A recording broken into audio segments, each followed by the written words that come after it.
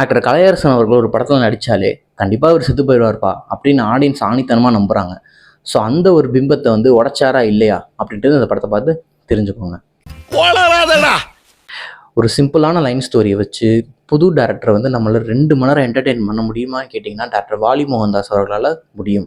So இதுக்கு முன்னாடி அவர் first படம் ரங்கோலி காளி வெங்கட் அவர்களை வச்சு இயக்கியிருக்காரு. ஒரு நல்லா படிக்கிற பையன் ப்ரைவேட் ஸ்கூலில் படித்தாலும் சரி, கவர்மெண்ட் ஸ்கூலில் படித்தாலும் சரி நல்லா தான் படிப்பான் அப்படின்றத அந்த படத்துடைய கதை. ஒரு ஃபீல் குட் மூவியாக இருந்துச்சு. ஸோ அவர்கிட்ட இருந்து ஒரு வில்லேஜ் ஆக்ஷன் த்ரில்லர் ட்ராமா வந்தது வந்து ரொம்ப இம்ப்ரெசிவாக இருந்துச்சு. இந்த படத்தில் ஷேன் நிகம் அவர்கள் ஹீரோவாக பண்ணியிருக்காரு. அவர் வந்து ஒரு மலையாள இண்டஸ்ட்ரி ஆக்டர். அவர் இந்த படத்தில் தமிழில் ஃபர்ஸ்ட்டாக பண்ணியிருக்காரு. ஸோ அவருக்கு அவரே வாய்ஸ் கொடுத்து, பட் டப்பிங் ஆர்டிஸ்ட்லாம் பண்ணாமல் அவருக்கே வாய்ஸ் கொடுத்து பண்ணது ரொம்ப இம்ப்ரெசிவாக இருந்துச்சு. இந்த படத்தோட சிம்பிளான ஒன்லைன் ஸ்டோரி நான் ஸ்பாய்லர் இல்லாமல் சொல்கிறேன். தற்செயலாக நடக்கிற ஒரு சம்பவம், அதுக்கு பழி வேற ஆள் மேலே விழுது. ஸோ அந்த பழி அவரை துரத்திட்டு இருக்கு. இதுதான் இந்த படத்தோட கதை. எல்லாருக்குமே தற்செயலாக சில சம்பவம் இருந்துச்சு. அதெல்லாம் ஸ்க்ரீன் பிளேயை வச்சு ரொம்ப சூப்பராக கொண்டு போயிருந்தாங்க. ஷேன் நிகம் அவர்கள் வந்து ரொம்ப சூப்பராகவே ஆக்ட் பண்ணியிருந்தாரு. எந்த இடத்துல கோவப்படணுமோ அந்த இடத்துல ரொம்ப எஸ்டாப்ளிஷ் ஆகி ரொம்ப சூப்பராக பண்ணியிருந்தாரு. எந்த இடத்துல அடங்கி போகணுமோ அதையும் சூப்பராகவே பண்ணியிருந்தாங்க.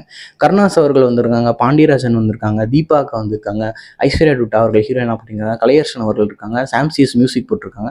ஸோ இவங்க எல்லாரோட பர்ஃபார்மன்ஸுமே இந்த படத்தில் அவ்வளோ ஆப்டாக, அவ்வளோ சூப்பராக ஒரிஜினாலிட்டியாக இருந்துச்சு. அதனாலவோ என்னமோ இந்த படத்தில் வர்ற ஒரு ஃபேமிலி சீன்ஸாக இருக்கட்டும், ஃபேமிலி அழுகிற சீனாக இருக்கட்டும், எல்லாமே நம்மளால் வந்து அவ்வளோ என்ஜாய் பண்ணி பார்க்கக்கூடிய ஒரு விஷயமா இந்த படத்தில் அமைஞ்சிருந்துச்சு.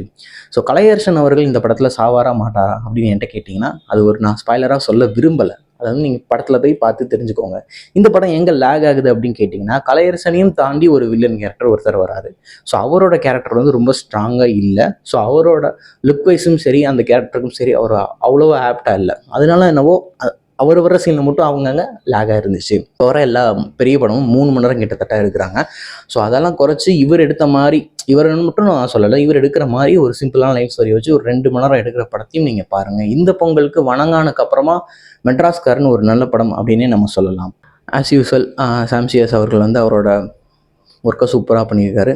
நல்லாவே அவரோட ஒர்க்கு தெரிஞ்சிச்சு நமக்கு. கண்டிப்பாக நான் டேரக்டர் வாலி மோகன்தாஸ் அவர்களை வந்து இன்னுமே நல்லா ப்ரொமோட் பண்ணுவேன்னு தான் நான் சொல்லுவேன். ரங்கோலி திரைப்படத்தை பார்க்காதவங்க தயவு செஞ்சு போய் பாருங்கள்.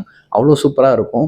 ஸோ அந்த படம் பார்த்தீங்க அப்படின்னா மெட்ராஸ்காரன் கண்டிப்பாக பார்க்கணும் அப்படின்னு ஒரு க்யூரியாசிட்டி உங்களுக்கு கண்டிப்பாக க்ரியேட் ஆகும். ஏன்னா அந்த படத்துக்கு கொடுத்த ஒரு இம்பேக்ட் வந்து அவ்வளோ சூப்பராக இருக்கும். நம்ம ஸ்கூல் டேஸ் மெமரிஸ்லாம் அவ்வளோ க்ரியேட் பண்ணி நமக்கு தரும் மெட்ராஸ்காரன்.